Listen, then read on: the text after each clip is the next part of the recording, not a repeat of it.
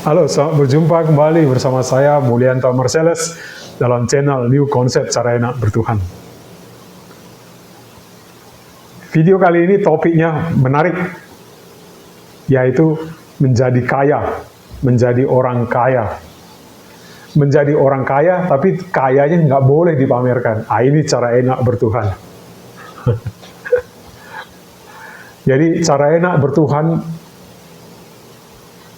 siapa saja yang percaya dan yakin ada cara enak bertuhan dan mengikutinya, maka saya pastikan di dalam video ini dia harus kaya. Kalau manusia tidak kaya, saya berani menyimpulkan ada masalah di dalam dirinya. Penjelasannya bisa panjang lebar. Di TikTok ini saya bisa sedikit-sedikit. Kesimpulannya, cara enak bertuhan, manusia harus kaya. Kalau tidak kaya, berarti ada yang salah dengan dirinya. Mengapa saya katakan begitu? Harus ada alasannya dong. Mengapa? Karena coba lihat aja, kembali ya, kita lihat alam semesta.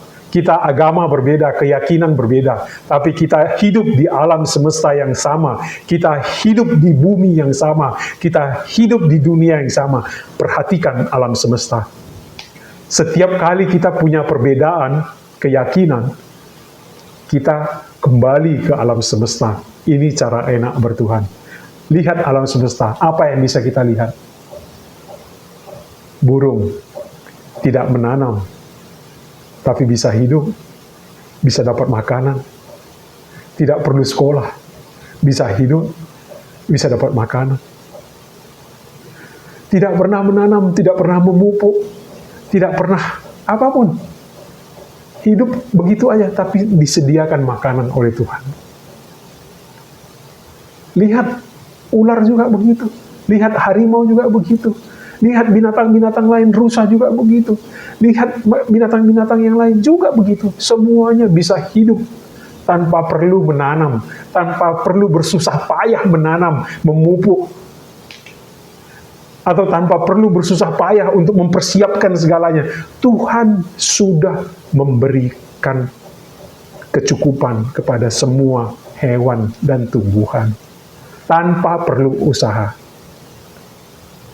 Jadi, kalau hewan saja, tumbuhan saja, tidak perlu bersusah payah dan sudah mendapatkan kekayaan yang berlimpah, apalagi kita manusia, yang diberikan kelebihan oleh Tuhan dibandingkan hewan atau tumbuhan. Apa itu? Budi pekerti, hati nurani. Harimau begitu nampak mangsa, dia terkam langsung, tidak ada hati nuraninya. Tidak ada hati nuraninya.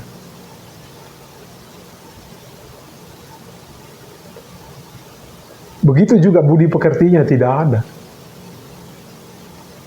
Jadi harusnya dengan logika yang sedikit dan sederhana itu, kita manusia harusnya menjadi kaya.